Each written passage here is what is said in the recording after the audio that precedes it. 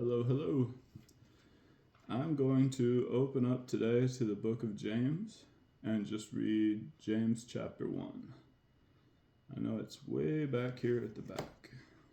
So, there we go. Ba-da-da-da-da.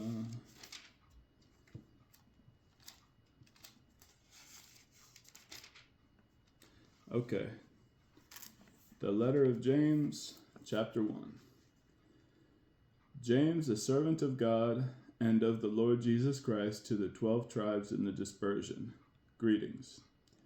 Count it all joy, my brothers, when you meet trials of various kinds, for you know that the testing of your faith produces steadfastness.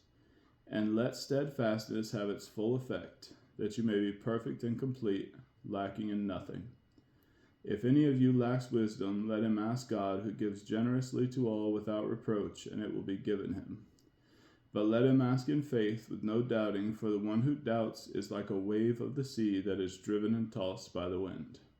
For that person must not suppose that he will receive anything from the Lord. He is a double-minded man, unstable in all his ways. Let the lowly brother boast in his exaltation, and the rich in his humiliation, because like a flower of the grass he will pass away. For the sun rises with its scorching heat and withers the grass. Its flower falls, and its beauty perishes. So also will the rich man fade away in the midst of his pursuits. Blessed is the man who remains steadfast under trial, for when he has stood the test, he will receive the crown of life, which God has promised to those who love him. Let no one say when he is tempted, I am being tempted by God, for God cannot be tempted with evil, and he himself tempts no one. But each person is tempted when he is lured and enticed by his own desire.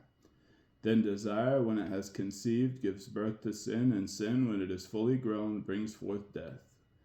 Do not be deceived, my beloved brothers. Every good gift and every perfect gift is from above, coming down from the Father of lights, with whom there is no variation or shadow due to change. Of his own will he brought us forth by the word of truth, that we should be a kind of firstfruits of his creatures.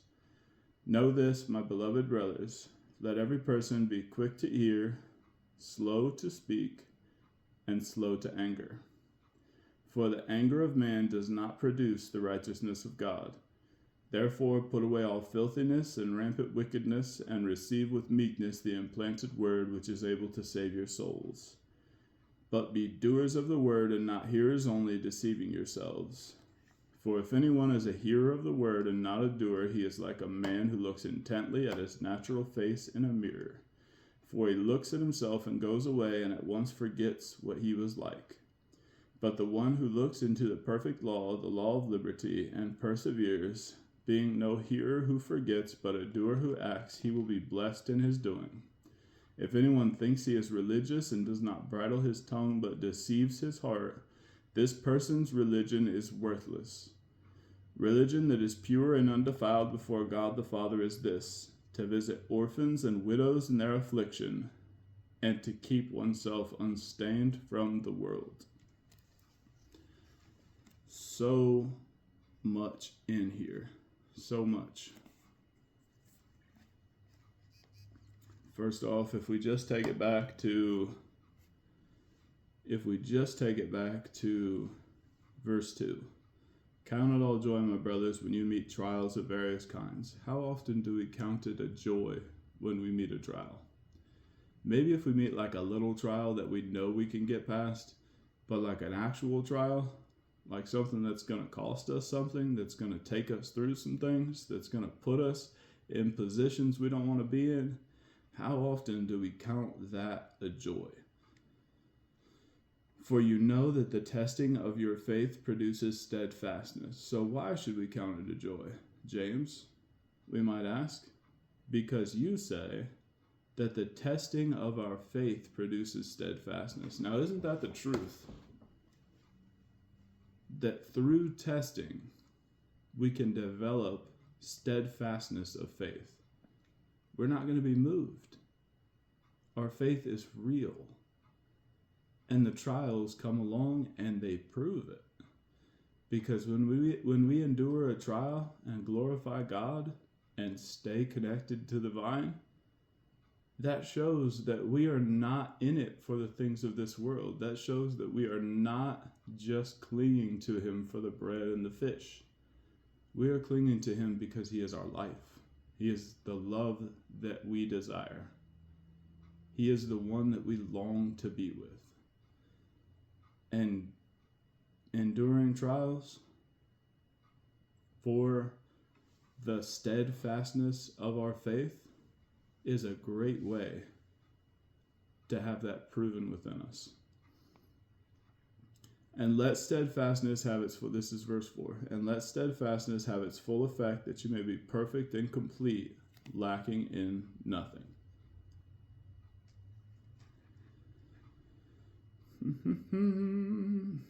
That you may be perfect and complete, lacking in nothing. So, using the prior 3 verses, I am not making a ton of sense of 4, but if I go on to 5, I see that it talks about lack. So if any of you lacks wisdom, let him ask God, who gives generously to all without reproach, and it will be given him. So perhaps part of what it means with verse 4 is that sometimes when your faith is being tested in the producing of steadfastness having its full effect to help you become perfect and complete, lacking in nothing, means that you will learn that you lacked wisdom, and that's part of why you got into the trial you were in the first place. So whatever it is from God that you need, according to whatever you lacked, you would learn to ask God for that. And I will say I make a practice of asking God pretty regularly for wisdom, and he gives it to me. And I don't have it a lot of times when I would like it, but I have it a lot of times when I actually need it, and that's a good thing. Let him ask God, who gives generously to all without reproach, and it will be given him. So just remember that. God is giving generously to all. So if you ask him and you need it, he's as likely to give it to you as he is to me, or to John, or to Steve, or Jerry, or Lisa, or Louie, or whoever. And now 6, this is where it gets a little deeper.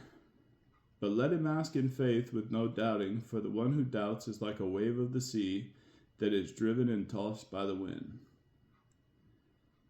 For that person must not suppose that he will receive anything from the Lord. Why is that? Why does it say that? What is going on with that? So in verse 6 it starts out, but let him ask in faith. Well, what would asking in faith be?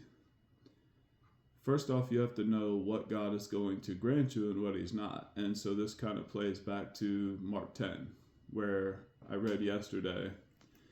And in Mark 10, there's a passage where the disciples just hear that Jesus. They just hear that Jesus, who is God, they just hear that Jesus is going to go up to Jerusalem, and he reveals that he will be tortured, persecuted, condemned, and killed. And they say, the 2 of them walk up to him and they say, Jesus, we have a question for you, and whatever this question is that we're going to ask, we want you to do it for us. And Jesus says to them, what would you like me to do for you? And they say, when you get up to glory, can we sit at your right and your left? And it's like, what? You just heard this man say, this God man, you just heard him say he's going to have to endure all this terrible stuff, and the only thing on your mind is that you want to be on his right and his left when he gets to heaven and is in his glory? And he tells them they don't know what they ask, and then he tells them that they will endure the same things he's enduring, and then he tells them that that position is not his to grant, but it is what God has given to those that he has prepared for it. And then toward the end of Mark 10, there's Bartimaeus, the blind beggar, son of Timaeus, who is overhearing that Jesus is coming by, and he starts yelling out to Jesus, and people are telling him, "Be quiet, man. Just hush up, bro. Just let him go. Let him go by." And he's probably his whole life endured this sort of treatment from people as a blind man. And he yells out, and Jesus hears, or is told that he's yelling. I can't remember exactly what it says there, but tells the people to bring Bartimaeus to him. And they tell Bartimaeus, "Take heart, for he has called you to him." Bartimaeus goes up to him and says, basically asks him for a favor. Says, "I have something to ask of you." Jesus said, "What would you like me to do for you?" And Bartimaeus says, "Help me recover my sight. Let me recover my sight." Jesus said, "Okay, your faith has made you well." So that tying to this is a beautiful thing in the sense that there are things that God will let us ask for, and there are things we have no right to ask for. And if we ask for the things that he has the ability to give us, it says he will give us, but we must ask in faith. So when the disciples asked, they may have thought, because of their close relationship to Jesus, that they could just ask whatever they wanted in faith and receive it. Well, also, because that wasn't actually the smartest thing to ask for, he had to tell them no. But Bartimaeus, he asked for something, and Jesus said, "Yes, your faith has made you well." And so, when we ask, it's important that we ask for what God can actually give us, and it's important that we ask in faith, with no doubting. For I don't suppose that if Bartimaeus didn't really actually believe that Jesus could help him recover his sight, it was just like, "Oh, it'd be cool if he did," or, "Oh, I heard this guy could do it, but I just don't, if it doesn't happen, blah, blah, blah, whatever," just kind of doubting. It's like, you're not going to get anything from God in that position of heart because you don't actually believe that he will. With no doubting, for the one who doubts is like a wave of the sea that is driven and tossed by the wind. So it denotes a condition of mind. If you're someone who is doubtful, it's like that is really not a good thing, because it's not just God that you doubt. It's usually going to be, as this goes on to say, "For that person must not suppose that he will receive anything from the Lord. He is a double-minded man, unstable in all his ways." That doubt carries through to every other part of his life. So everything he does is unstable because he doesn't firmly believe even the most foundational thing, that Jesus is Lord and that he can do as he says. So it's like, you wouldn't, in that type, with a person like that, if you can discern that a person is like that, you wouldn't want to go into business with that person. You wouldn't want to buy anything from that person. You wouldn't want to you really wouldn't want to get too deep in a close friendship with that person until they decide within themselves that they're going to be firmly founded and become stable in all of their ways, because otherwise they'll just go back and forth. They're over here one day, they're over there one day, they're over here one day, they're over there one day. Nobody has time for that.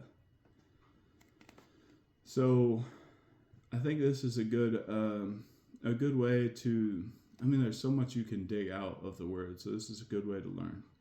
"Let the lowly brother boast in his exaltation, and the rich man in his humiliation, because like a flower of the grass he will pass away." So we would know here in the natural that if we're born of a low estate, one day we will be exalted by God. So let a person place their hope in that though the life on this earth did not bring them what they may have thought they wanted, God will bring it to them when they die.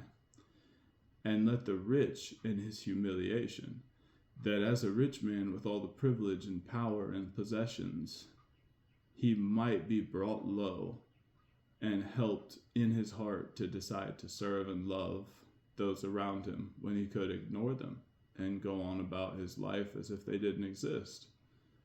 And why is that? Because like a flower of the grass, he will pass away. So whether rich or poor, in the end, we will all meet the same fate. We will all die. There is no escaping that. For the sun rises with its scorching heat and withers the grass, just as time passes and our bodies age and wither away. Its flower falls and its beauty perishes, just the same as we lose our ability to produce and our beauty fades as we age. And the rich, so also will the rich man fade away in the midst of his pursuits. So even though rich, poor, whatever, he will fade away just the same as the rest of us. And then 12 pronounces a blessing. Blessed is the man who remains steadfast under trial, for when he has stood the test, he will receive the crown of life which God has promised to those who love him. So there is actually a blessing in remaining steadfast under trial. And I think this carries back to verse 2. Because the blessing is that God will finish what he started when salvation happened at the end of the person's life. But it does require that we remain steadfast under trial, that we remain in him. Excuse me. Let no one say when he is tempted, I am being tempted by God, for God cannot be tempted with evil, and he himself tempts no one. This is a foundational truth that I think a lot of people, you got to read this and get this into your heart early.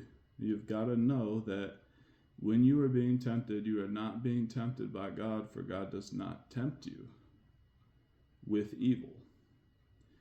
And he himself tempts no one. So just get that in your heart. There's nothing more to really say about that from my end, but get that in your heart. Let that become a part of who you are and walk that out in your everyday. Verse 14. But each person is tempted when he is lured and enticed by his own desire. So when you are tempted to do evil, it's not coming from God, it's coming from within you. So don't blame God for your temptations to do evil. Then desire, when it has conceived, gives birth to sin, and sin, when it is fully grown, brings forth death. So keep in mind that the desires that have you wanting to do evil will give birth to sin. So they start within you, the desire to go do something sinful, and you nurture it, you help it grow up a little bit, and when it has conceived, it gives birth to sin. So the action that comes forth from evil desire is sin, and that is against God. And sin, when it is fully grown, brings forth death.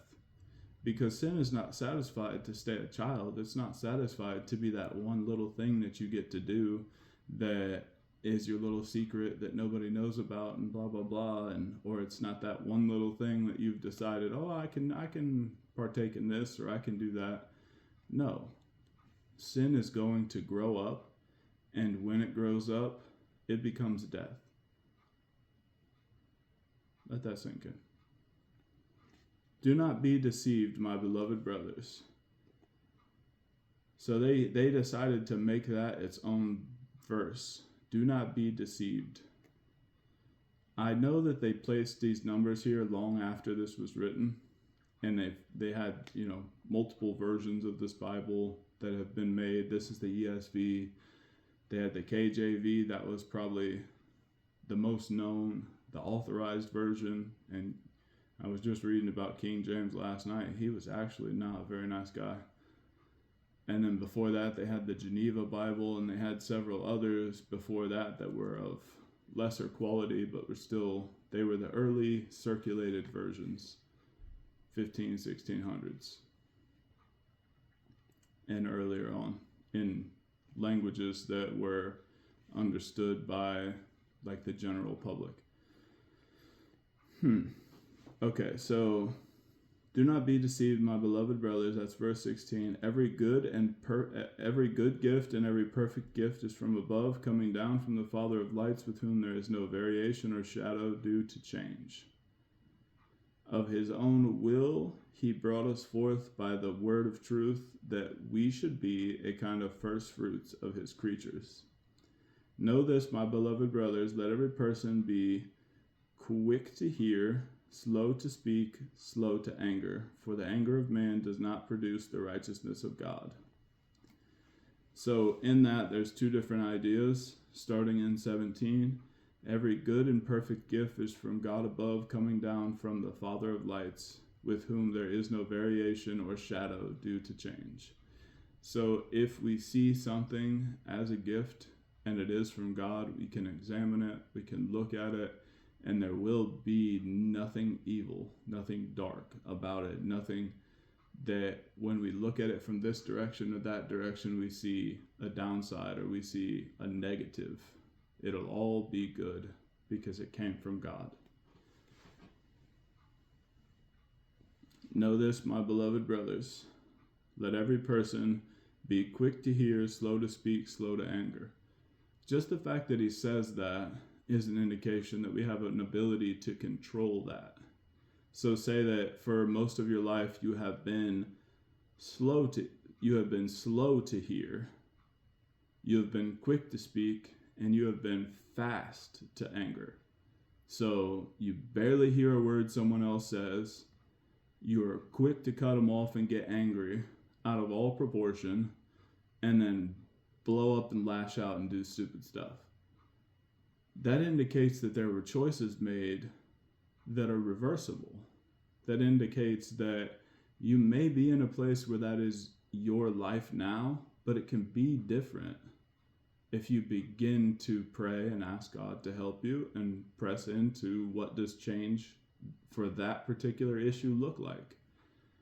And if you do that, and you heed this word and repent of that way of living according to an understanding that this is actually the right way to be, you can become quick to hear, slow to speak, slow to anger. What are the benefits of that?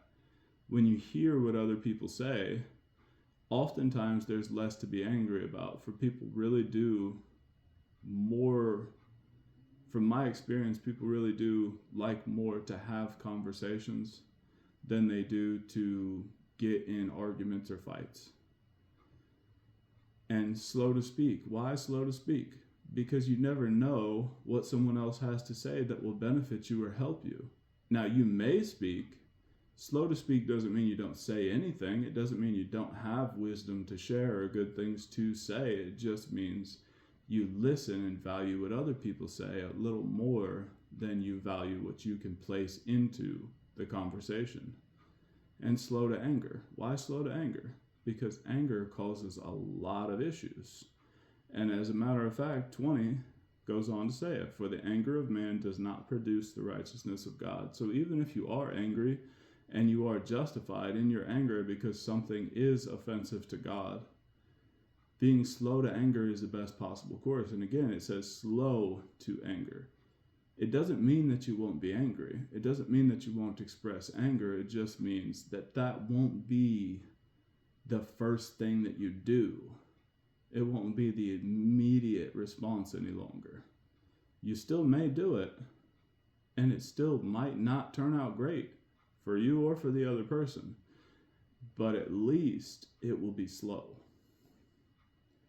And you will understand from reading this that your expression of it will not reproduce the righteousness of God. Therefore, put away all filthiness and rampant wickedness, and receive with meekness the implanted word. And again, it's telling us that we have a duty here. Put away all filthiness and rampant wickedness. With meekness, receive the implanted word which is able to save your souls. But be doers of the word and not hearers only, deceiving yourselves.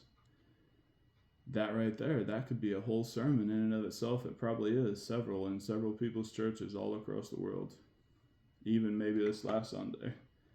What it is saying is that when we hear the word, it comes with a response. The response is our action. Our action is that we should do what we have heard. And if we are hearers only, thinking that that is enough, we have deceived ourselves. For there is an action required. For if anyone is a hearer of the word and not a doer, he is like a man who looks intently at his natural face in a mirror. For he looks at himself and goes away and at once forgets what he was like. So the word of God, I take this two different ways. The word of God reveals the darkness in us and gives us the ability to begin to do differently, to be light and love. Or it is saying possibly that for if anyone is a hearer of the word and not a doer, he sees himself as he actually is in the mirror by hearing the word, but then immediately walks away and forgets what he heard about himself and just thinks, "Oh, I'm great." He can't remember what he was actually like. He can't remember what the word said of him. But the one who looks into the perfect law, the law of liberty, and perseveres, being no hearer who forgets, but a doer who acts, he will be blessed in his doing.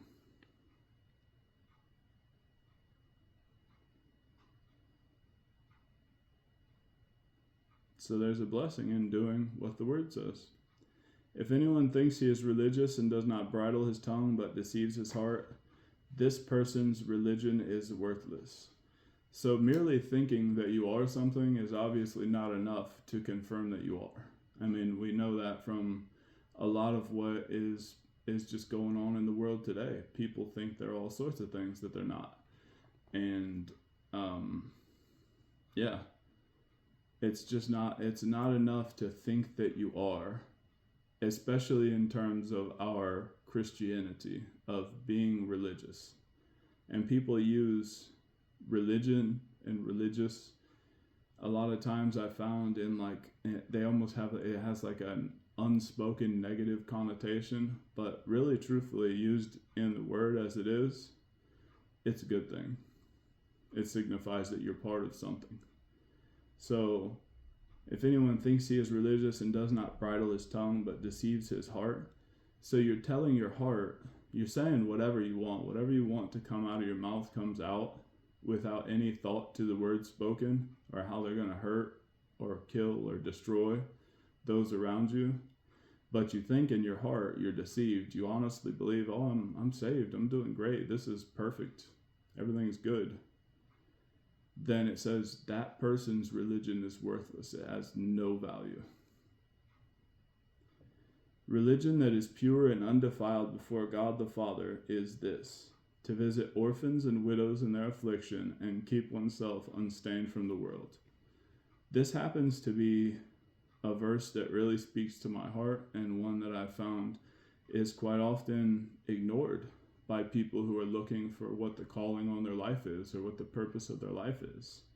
This gives a purpose for every believer right here. That if we are looking to have a pure and undefiled religion before God, the Father, it is this: that we should visit the orphans and widows in their affliction. God wants us to pay attention to those people, the people who have nobody, because widows have lost the person they have committed their life to.